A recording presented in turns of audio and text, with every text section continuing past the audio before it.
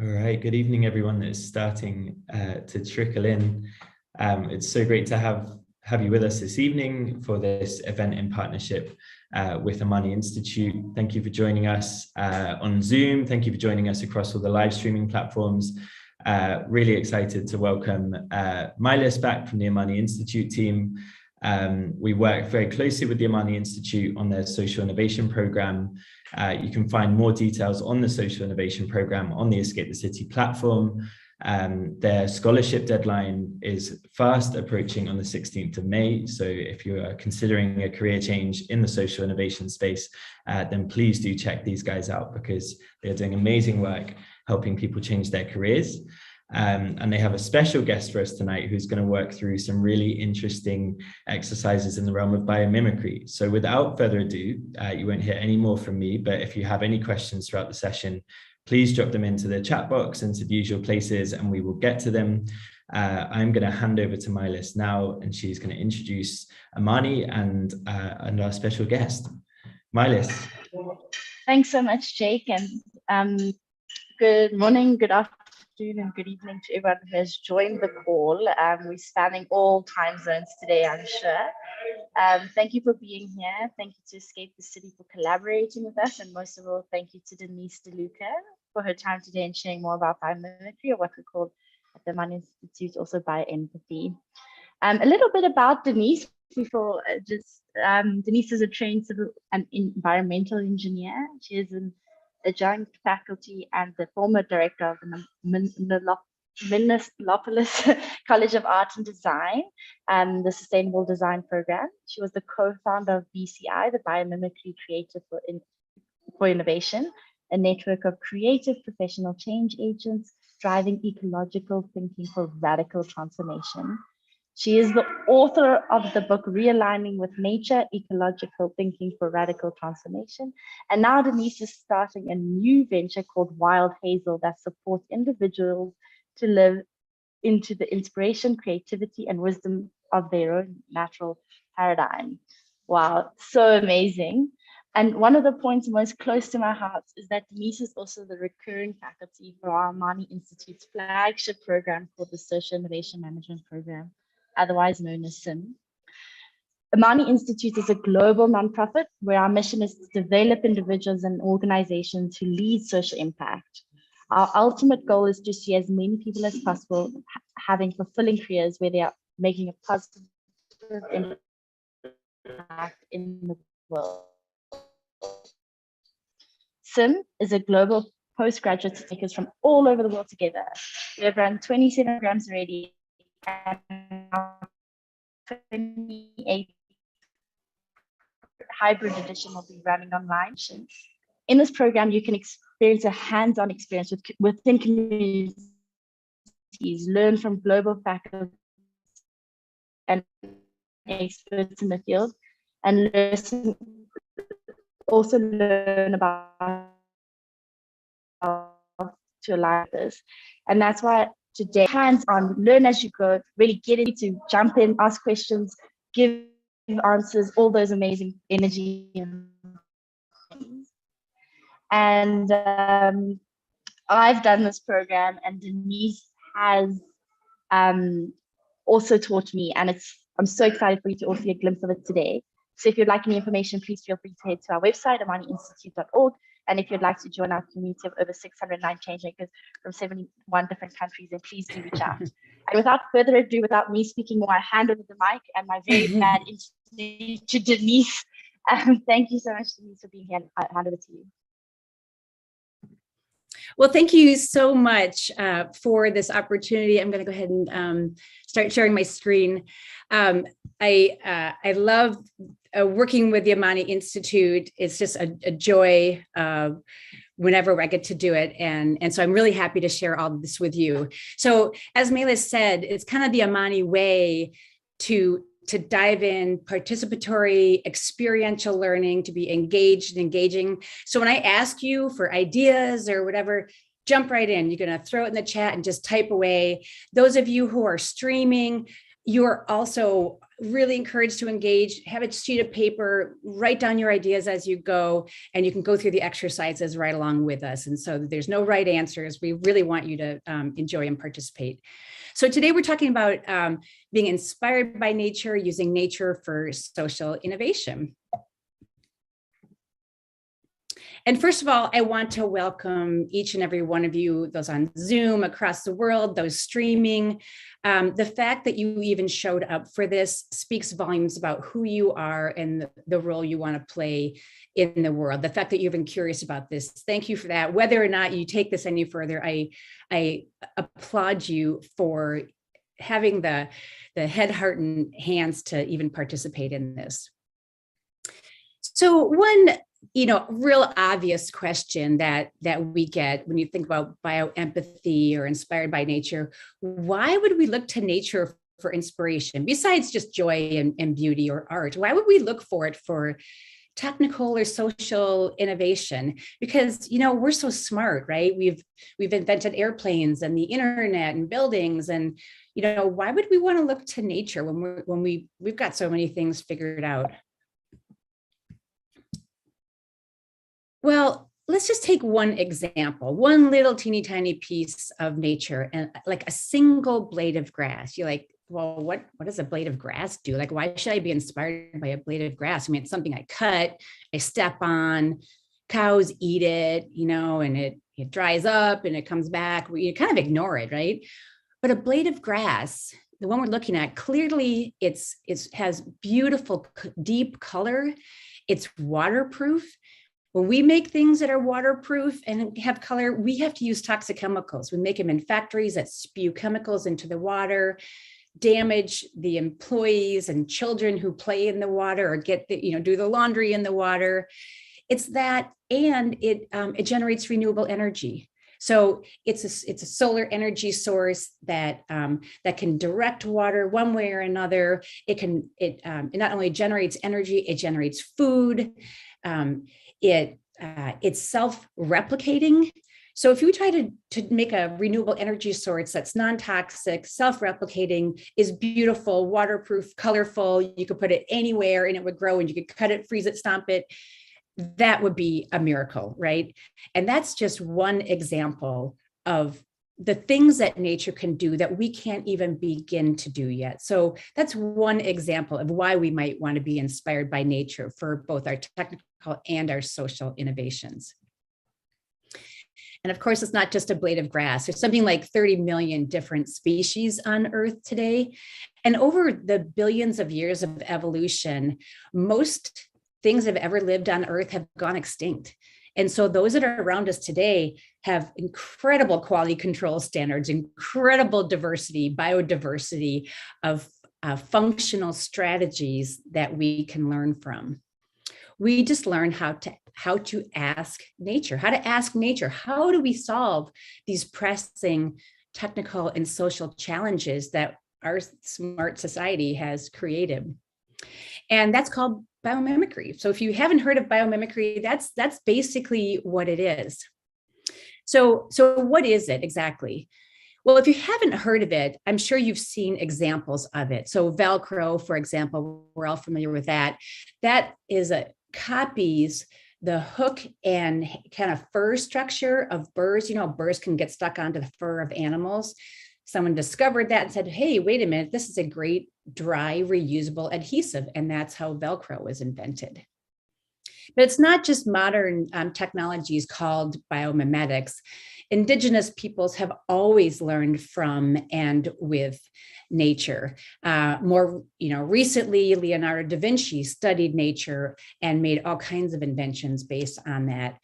More recent than that, Buckminster Fuller, kind of the father of biomimicry, although he did not call it that at the time. And if you don't know Buckminster Fuller, look him up, fascinating person and ideas. And of course, people who live close to the land understand the land and also can learn from it. So biomimicry is not at all new, although the term is relatively new. The Biomimicry Institute, which you can explore at biomimicry.org, they like to describe biomimicry as a practice that learns from and mimics the strategies found in nature to solve human design challenges and find hope along the way. And we can all certainly use some hope about now to solve our biggest challenges. So that's what it is. Like, how might we create social innovation inspired by nature? The simplest way to look at it is you want to first identify functions. That's what it is you want your design to do, including your social innovation. What is it you want your design to do? And then you go to nature and you discover nature's strategies for performing those functions. And once you discover those strategies, then you can say, well, how can I use that strategy in my design? And by even thinking about it, you generate innovative and sustainable design solutions. And I'm going to give you an example.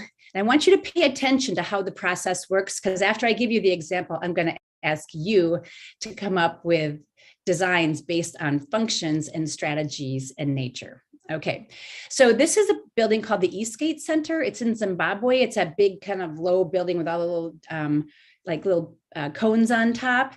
It's like a multi-purpose building. There's shopping and offices, and I think there's apartments in there. This building is in a place that it gets really, really hot during the day, and it actually gets quite cold at night. So that's a bit of a design challenge for architects and engineers. So one function that this building has to perform, among many, is to maintain constant temperature and fresh air inside, even when the outside air is temperature is fluctuating quite a bit. And so the people that designed that building, they knew about biomimicry, and they said, well, let's go to the local environment and see what organisms can maybe help us. And they looked at the termite mounds. And if some of you have been to Africa or India, I don't know where else they are, but they can be huge, these big piles of soil like this. And indeed, in a termite mound, it has to maintain constant temperature and fresh air because the termites actually farm fungus in there, and it has to stay within just a couple of degrees or the fungus that they eat won't live. So they have to maintain constant temperature and fresh air, just like that building.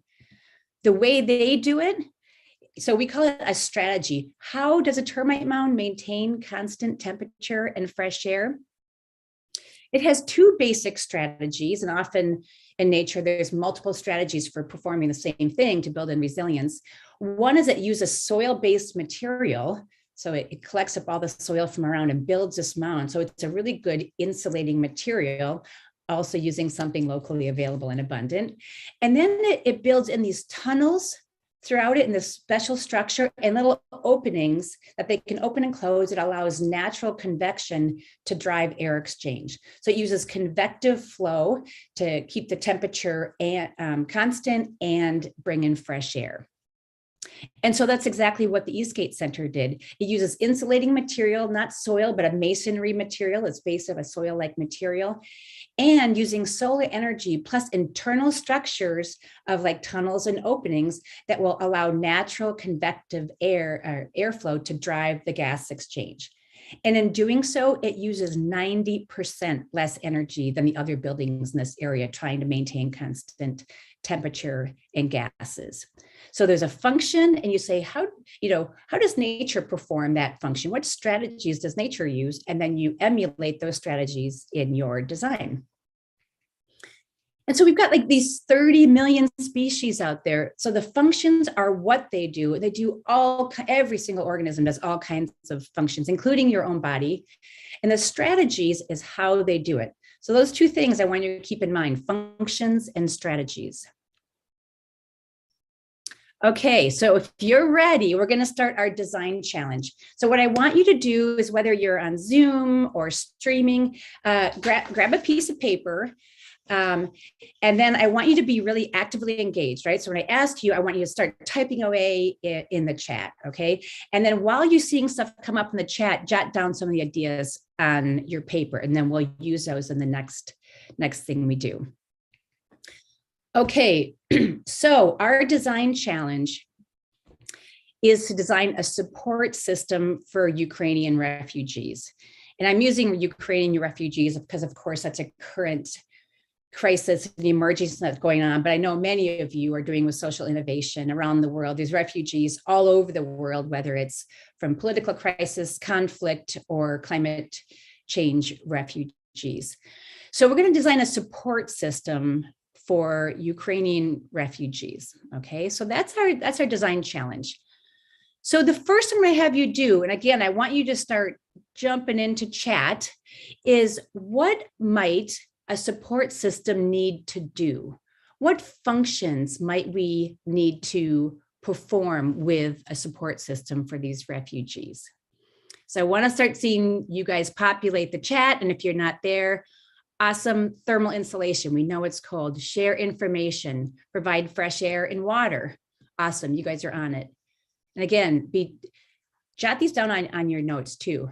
What else? Those are great. So think about the first things, the urgent things. Provide transit, excellent. Nutrition, yep. Food, water, shelter, food delivery, counseling services, medical treatment, safety, security, energy. Keep going. Keep going. The idea here is like all innovation, you want lots and lots and lots of ideas. There's no one best one. Education, a place to rest, emotional support, psychological and empathy help, safety, childcare, clothing. Awesome. See how you just, the more you think, the more and more and more ideas you come up with. So this is what it needs to do. Communication. Okay, so you guys get the hang of it. The first thing you do, maternity facility for pregnant moms, bedding, shelter. Okay, so keep thinking about these things, translation services.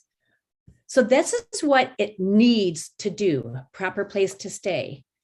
Now let's keep going. In addition to what it needs to do, what else could a support system do? Let's say we're providing clothing and childcare and shelter and bedding and food and translation. What else, once you have all this set up, what else could you do? So push it just a little bit. Emotional support. Entertainment, absolutely. Temporary job support, fantastic. Host families. Training, job skills, access to the internet, great. Provide employment transition, family networks, awesome. You're getting the idea, like there's a basic stuff, but once you got all this, what else could happen? Recreation, absolutely. Childcare. Language classes, that's great. Now you've got these brilliant people from all walks of life in one place. What else could happen? Theater, poetry, art, great. You're getting the hang of it. Abortion rights, menstrual pads, support with children. Yeah, time and place issues that are really difficult when you're not at home. Okay, so if you jotted down some of those things, or if you haven't, please do. You guys have the hang of it. That's what I love about Amani. People jump in. I love it. And you're supporting, riffing off each other. Okay, so now we've come up with a whole bunch of functions. And support system, that's a really general, broad thing.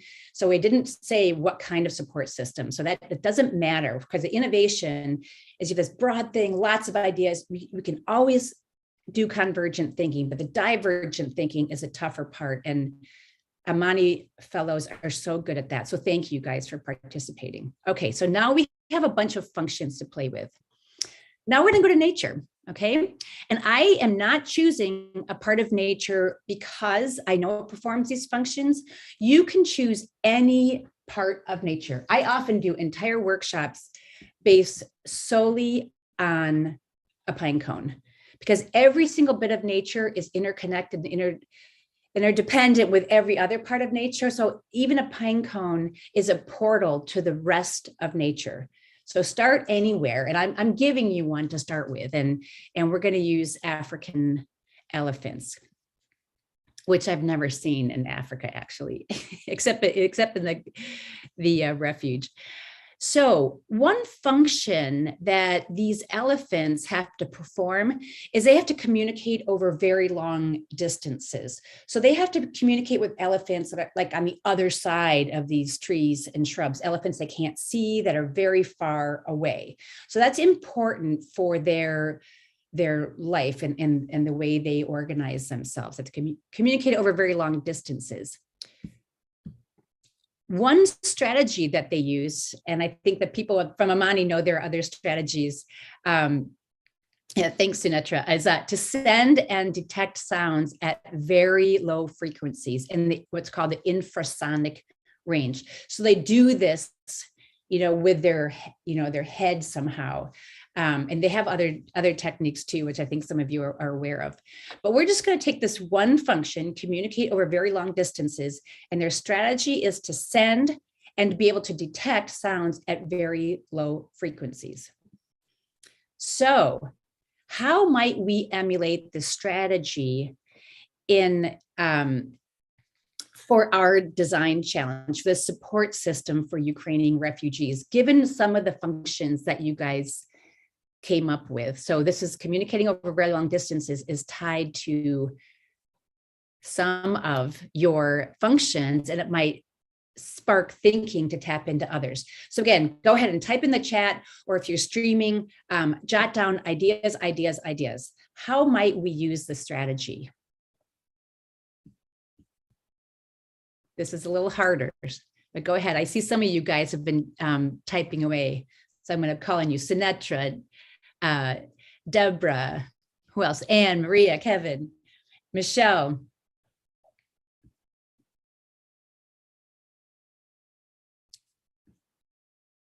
What can you think of? First of all, think about why they might need to communicate over very long distances. And one interesting thing is they're sending it at a very low frequency that other animals can't hear. And it's very far away. Can you imagine if the Ukrainian refugees could communicate over very long distances in a way that no one else could detect? So you could use you could use this exact infrasonic range, or you could think metaphorically. Morse language. Okay, so you could use a different kind of language and somehow use existing communication infrastructure to communicate. And don't worry about if you know how to do the technology. Ignore that it's technology.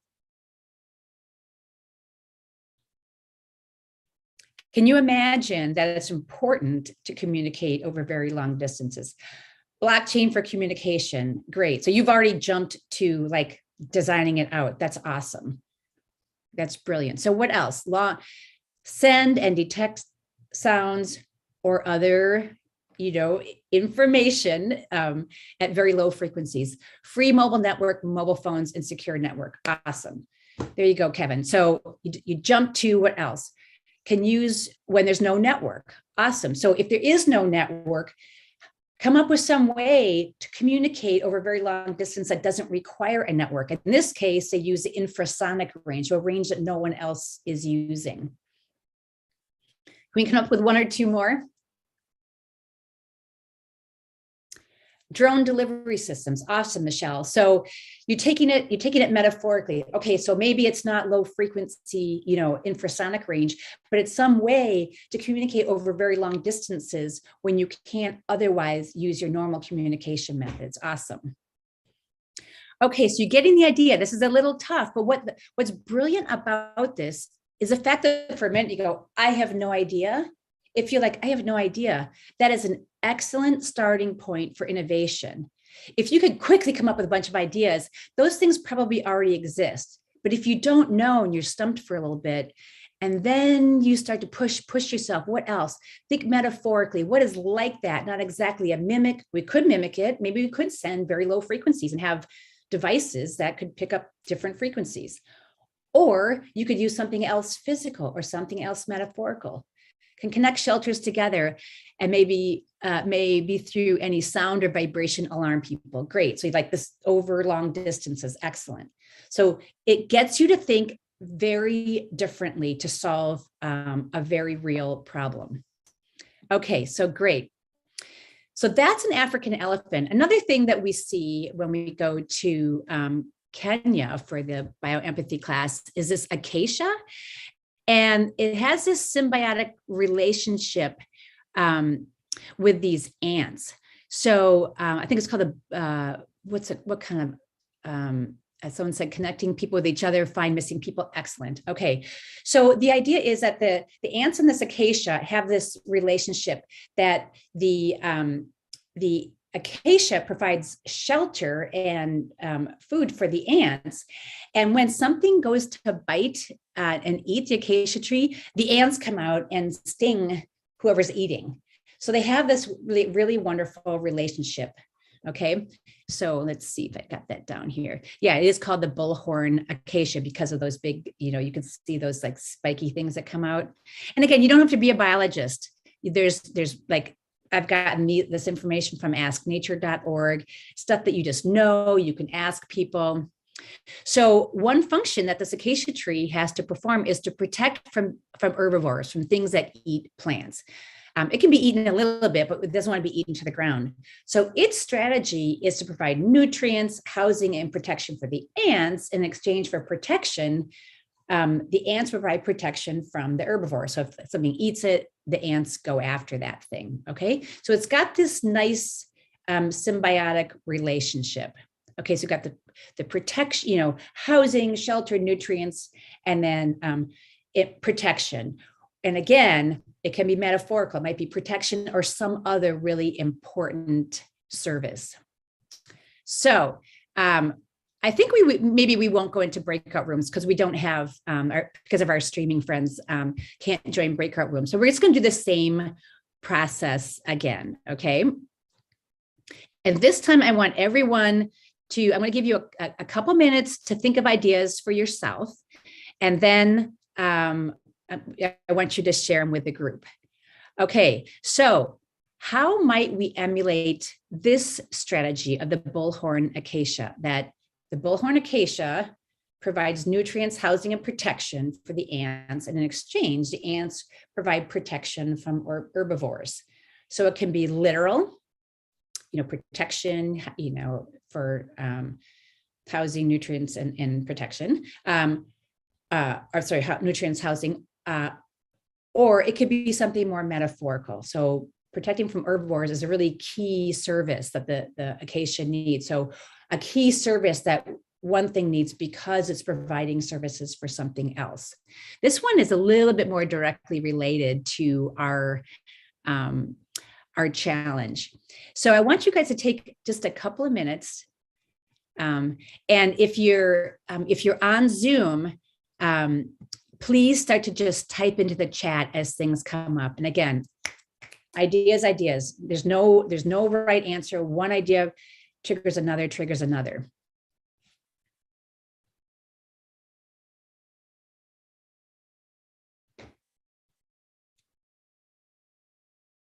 Can you think of one idea? Just throw it out there.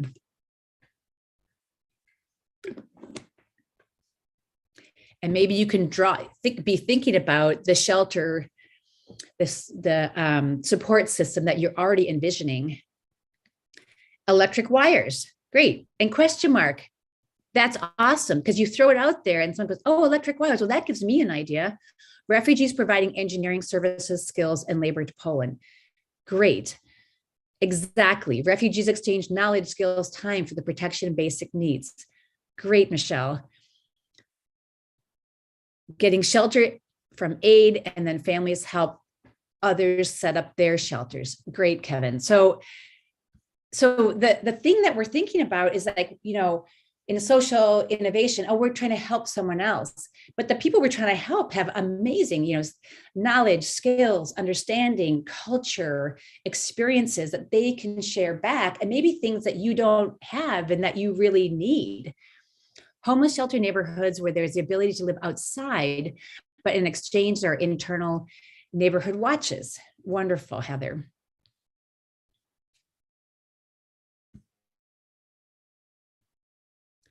Do we have a few more?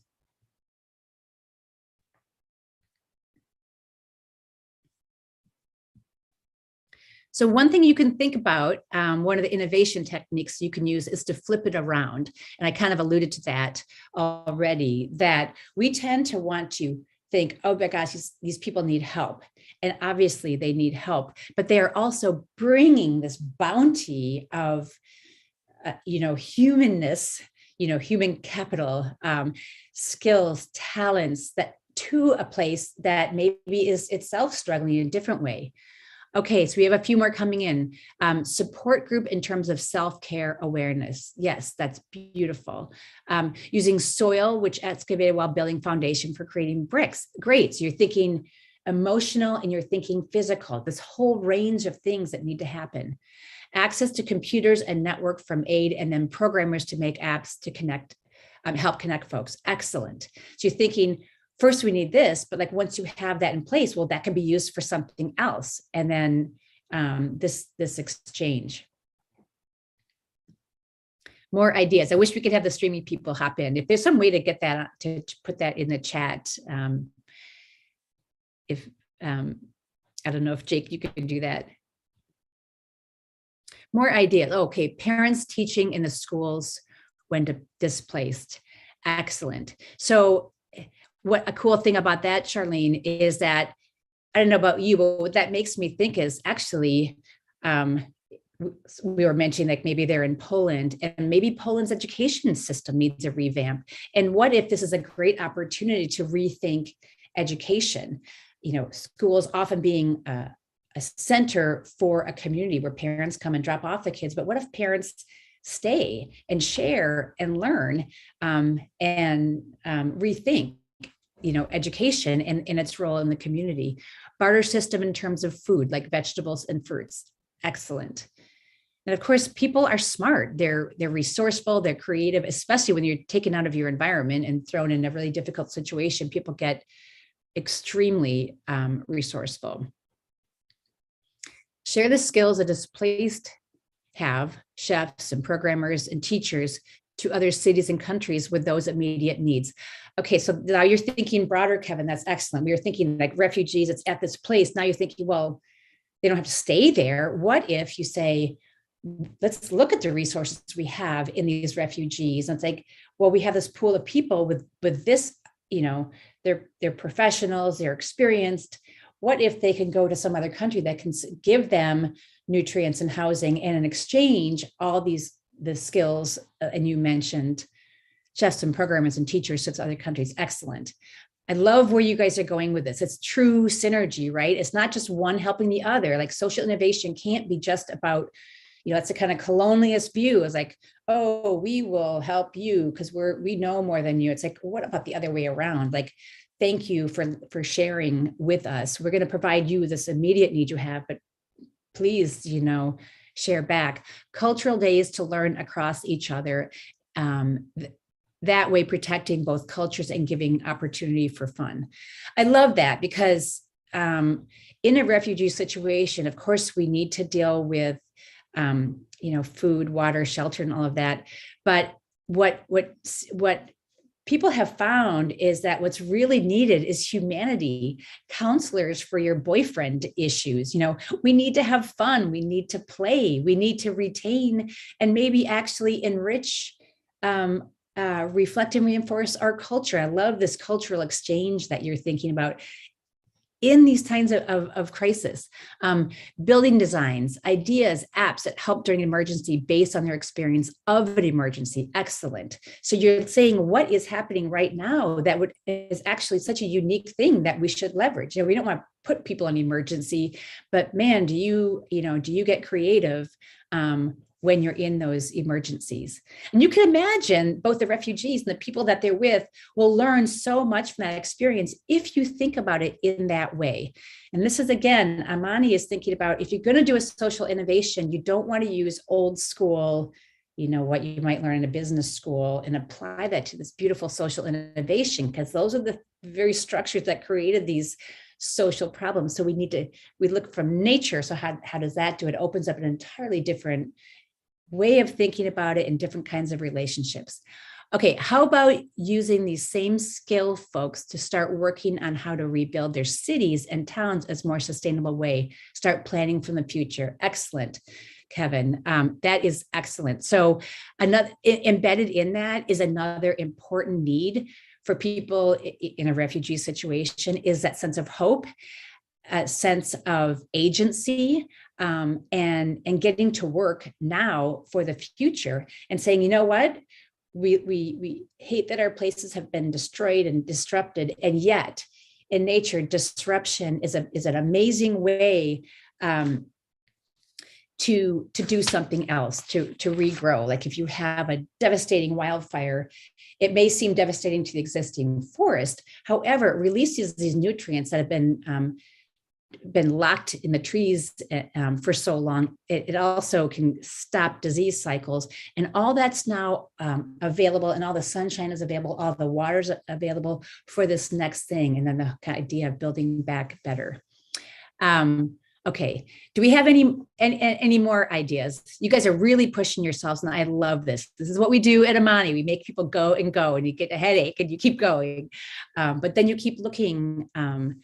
You keep looking to nature. One of the things that's spawning, you're giving me ideas. That's why I love doing this class. Is I'm thinking about the Bullhorn Acacia. Like, can we learn more from the acacia itself? Can we learn more from the ants itself, as well as the synergy between them? Okay, Emma, university programs to help people locate, finish, and accredit existing degrees to ensure skills are not lost in refugee experience. Excellent. You've got all these people that can't do whatever they were doing. So, wow, that's an amazing opportunity. We have time, right? And we have togetherness. So why not take those people and do what we've learned, like from online learning, and finish degrees, start degrees, get accredited. Excellent ideas. I love the idea that you're thinking positive. Yes, we've got this awful situation, and it has this, it can have net positive results. Since energy requirements are lower currently, we can build energy needs based on renewables and scale them up. Excellent. I love that. I love your thinking. So you're thinking, okay, we're not being big consumers, we're not like going and shopping and, using all this energy. Like, because of the situation, what could we do? And renewables then make sense. Like, well, now that we have it here, we can scale. Excellent thinking. Okay, I'm going to keep going a little bit. So you guys are doing great, and I hope you people on streaming are doing the same thing. And I want you to keep thinking about this. You've got these just couple of simple examples, and you can go to Ask Nature, and you can type in functions, and you can get strategies out of it. So I encourage you to play with this. So we're doing it on the spot. So you can, learn how this tool, even if you didn't do these things, it gives you this whole world of opportunities. And then you go, oh my gosh, I never would have thought of any of this. You have a different way of approaching your social innovation, which is really, really important, especially now. Okay, so you guys had ideas and ideas and ideas. And again, one thing that's really critical when you're doing social innovation, and one reason I love taking the biomimicry approach, is that you want to do this divergent thinking, more and more and more ideas, literally wild ideas. And we just took two examples, the African elephant and the Bullhorn Acacia. It's fun to look local wherever you are, at things that and I always go to the pine cone and lichen, because that's where in my places where I live. But you want to have more and more and more ideas. And right now we just looked at, one simple, not simple, complex design challenge. You keep them lots and lots and lots of functions. For each function, you can look at lots of different organisms, and every organism has lots of different strategy. We just pulled out one to keep it, simple. And so for every function, look at different organisms and different strategies. Go, oh, that would be a cool idea. And then you could say, well, what else does that function maybe even better? So who else has this kind of synergy that we might take advantage of? Or one of your ideas, it's like, well, that's now another design challenge that you can take to nature. So we call it a design spiral. You go around the spiral. There's actually step-by-step process. We're kind of doing all at once, but you go round and round and round and round, and have ideas and ideas and ideas. That divergent thinking, using your imagination, letting go. What people call crazy ideas are not crazy ideas. They may sound crazy at the beginning, but you can always, make them more practical. But what the challenge is, most people cannot come up with those ideas. They only do incremental innovation. They take it, what's already existing and maybe do a little bit different version of it. And you guys, in just a couple of minutes, have come up with brilliant ideas. I mean, don't you want to go do those right now? Do you want to go there and go, we should be doing this right now? It would be a brilliant use of this opportunity and these beautiful people. So that's the beauty of this technique. Lots of ideas. And then you can always, figure out like which one is the easiest to implement, which one might be, it serves several purposes. Which one is, do we already have funding for it, or it combines with someone else's project? So it's easy to whittle down, but the hardest part, which I love that you guys are already good at, you're showing me you're good at it, is all this ideation. So I want to have a little bit of time for reflections, questions, and particularly insights and surprises. So this is a new technique for some people. I know some of you have experienced biomimicry for design of things. So I'd like to have some time for questions and reflections. So go ahead and put them in the chat, things that you either experienced in this short experience today, or challenges about how this technique might be applied to kind of social innovation that you're either working on or you're thinking about. So go ahead, again, be bold, be engaged. We've got this little teeny tiny bit of time together, so please take advantage of it.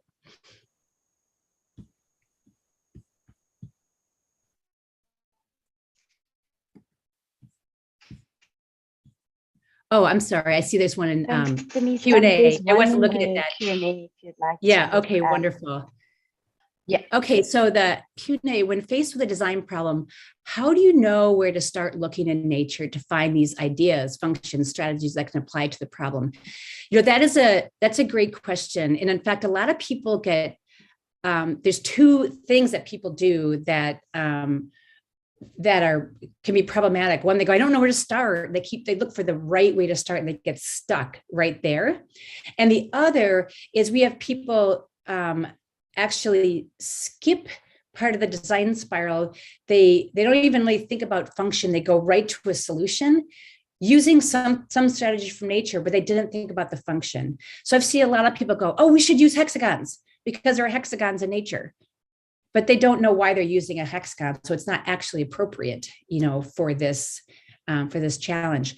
So what you want to do is, it's key that you have your functions first. Okay, so that activity we did at the beginning of what functions does your, I'm calling it a design, it could be social innovation. What functions does it have to do? Like, what is motivating you for, you got a design brief. What do you have to get done, right? So the refugees, food, shelter, water, all that kind of stuff. And then you start thinking about just exhaustive list of functions. And the more exhaustive you are, the better, because like you're designing a water bottle, like, well, it has to hold water. Like, well, it also has to keep from, it has to have a certain temperature range. It has to hold in my hand. It has to be able to sit on my desk. It might have to fit in a backpack. I might need to access it and it won't spill. So you keep thinking about more and more and more functions. And of course, there's advertising, and I got to customize it, so it's personal. So the more functions you have, the better. And then you put your functions aside and you pick one or two. Let's just say one. And then you go, and it doesn't matter where you start. That's the key. Because I said, like, I often will literally ask a pine cone. I'll start with a pine cone because I always have them around, and they have all these cool, just the pine cone, not, and then the pine cone is attached to the tree, and the tree is part of a forest, and the forest is part of the ecosystem. The ecosystem is part of the biome is part of all of nature, and it's connected to, rain, and it's connected to nutrients, and it's connected to fire. So you start anywhere, and you can literally say, well, pine cone, I mean, you don't have to say it out loud, but, how might I help these refugees with, education? And then literally the pinecone has to ask clarifying questions like, I don't know, tell me more about it. Tell me what you're really trying to do. And it helps to get down to more and more basic functions. And you say, well, how does a pinecone do it? It's like, well, learning happens in nature, in a plant, in certain ways. And like, well, how does nature learn? And so you go, well, okay, here's how a tree does it. Well, how does a flamingo do it? How does a lichen do it? So you just start in one place. That'll give you new ideas. You can start in another place. Start with what you know, what you're familiar with. You don't have to be a biologist. You know a lot about nature. So start there. You can also go to asknature.org and type in those functions, and some things will come up, and then that will give you more ideas. And once you get one strategy from nature, then you could say, oh, well, it does it this way. Like some things keep warm by insulating, but there's all kinds of different ways of insulating. Let's look at that. Other things keep warm by snuggling together, so keeping this space small. Well, how might we do that? Other things metabolize, and mostly they use combinations of strategies. So it doesn't matter where you start. Don't get hung up on that, but definitely do the functions, and don't try and come up with solutions until you come up with a bunch of these strategies. Then you can sit back and go, wow, these are all kinds of different strategies. Which one might work for my situation? And then also, if I have this strategy, what else could it do for me? It's like, oh, it's providing waterproofing. I wonder if it could also like signal, maybe it's part of that signal system we were talking about. So what else could it do? That's kind of a long-winded answer. I hope that answers your question. Okay, we've got some others. Let's see. A single organism uses multiple strategies to solve a single function, but they are intertwined because of years of nature's experience. However, our strategies are mostly singular or linear. Your thoughts on improving it? Yes. Exactly. That is exactly right. So in nature, almost all functions, especially really important functions, have more than one strategy. We call that smart design or building and resilience. So if one thing doesn't work, another thing works. Or it's a combination of things. When it's cold, this works better. When it's wet, this one works better. So you have multiple strategies, not just one. We tend to look for example, that single one. And then each of those strategies in turn provides support or provides more than one function. So we have this whole resilience thing going on in smart design. One thing that's important to note about that is that we tend to think of like one thing should do one thing, and you measure the performance on that one thing. And so if you said, well, how efficient is a leaf at photosynthesis or generating energy? That's pretty low efficiency, but a leaf is doing many different things. So it's optimizing all of these different strategies at the same time. So you'd need to, one of my thoughts on improving this is knowing all the different functions that are being performed and how all the different strategies are performing all these different functions. So we can't just look at individual metrics, which is what we tend to do. So I hope that answers that question. Thanks for making that comment. That's super important. And it's a huge boon of using this approach. Sunetra said, I feel sometimes supportive materials or technology may not be available to use nature strategies with man-made resources. Yes, exactly. So, and frankly, if you talk to a biologist and said, how does a, flamingo, do whatever, they may not know because they're not science and biology has not gone in that direction. So Ask Nature has been really helpful, and more biologists are looking for functional strategies. And then the other is, what we need is more people to think of those crazy ideas. I am saying crazy, but those really innovative ideas.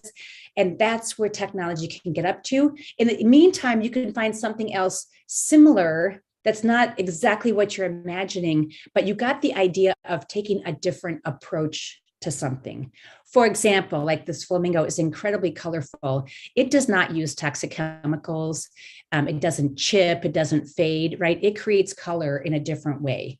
And so what is that way? You may not be able to do it exactly like the flamingo does, but you get the approach is different. So you, again, keep thinking, keep diverging. So you go divergent, you get this idea, you converge, and you go, okay, then diverge. And so, and you can keep going back into nature until you find a material that does.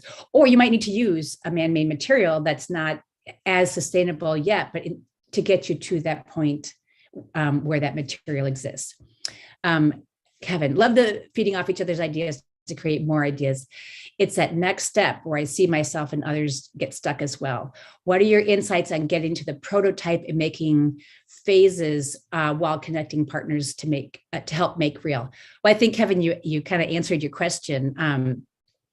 You do get stuck by yourself, and then it is so wonderful to connect with others, because you might get stuck. I can't think of anything with the elephant. You see someone else think of something, you go, oh, yeah. And then you get on a roll, right? And then the other person starts to get stuck and they see your ideas. So sharing with a group is a really great idea when you're trying to get that amazing ideas to get that next level innovation, that radical innovation that we need to address the challenges of today. And then getting to prototypes.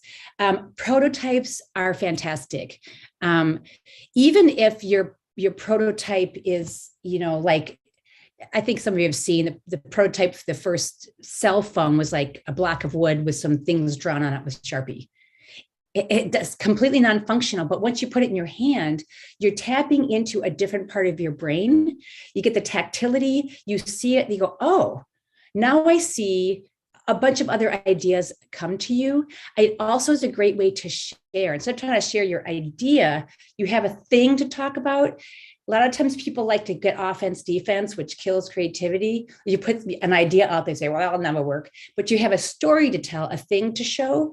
So that's another reason prototyping is great. So it's a thing, and they could go, well, what if it was this? What if it was that? And it makes it less personal. So that's another embedded answer that you came up with.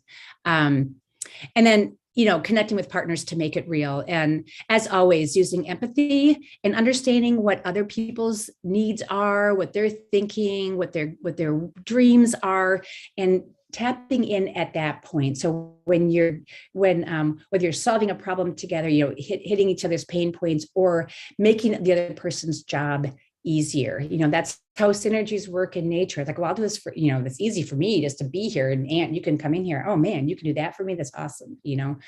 So Kevin, thanks for sharing all those insights. I'm trying to keep track of the time, but I think we've got time. That definitely helps me feel more ready to tackle biomimicry approach myself. Yes, you guys can do this. You just did. Practice it. When you get stuck, don't worry, keep going. When you get stuck on one, try another. There's millions of organisms out there and they all have lots of strategies, and you don't have to know the biology. Start with whatever's start with what's in your refrigerator, start with what's out your back door. Okay, when you first showed the support system image for Ukrainian refugees, I was thinking about ants, the mycelium network, and bird migration in nature. What would be the next step to think about them here to figure out function and strategy for the support system in this case? Research the nature aspects first and see which applies to your specific problem. The answer actually is yes.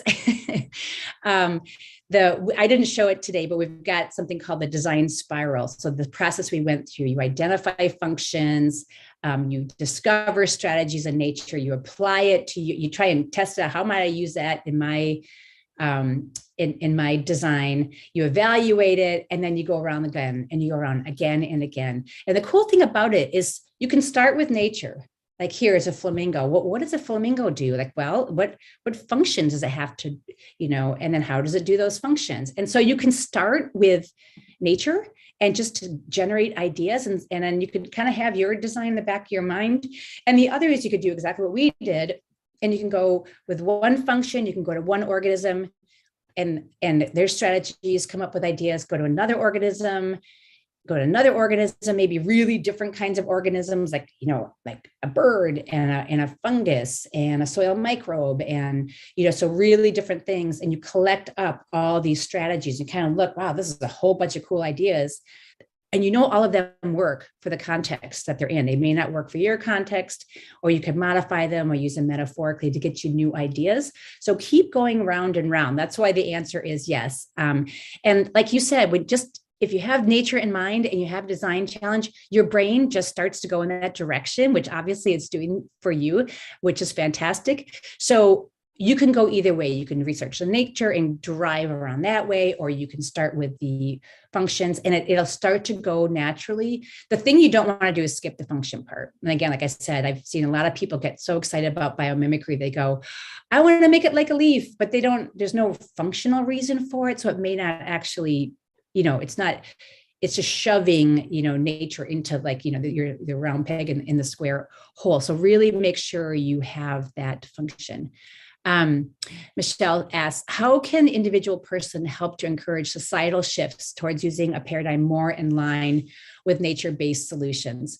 Well, that is the work that those of us in biomimicry, the bioempathy, I'm calling it aligning with nature, just because biomimicry tends to be, like, if you look up biomimicry, much of it is about design of things, products, processes, a lot of architecture.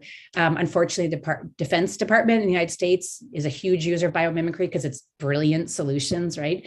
What I'm working on now is to really help individual people find themselves in nature. So what are your in this case, it's your paradigm. What is your world view? What is nature's worldview? Like, it's not scarcity, competition, and greed. And it's not being about an individual, all the things that capitalism and colonialism, and that's what's made that so successful and so awful, right? All the damage that's caused.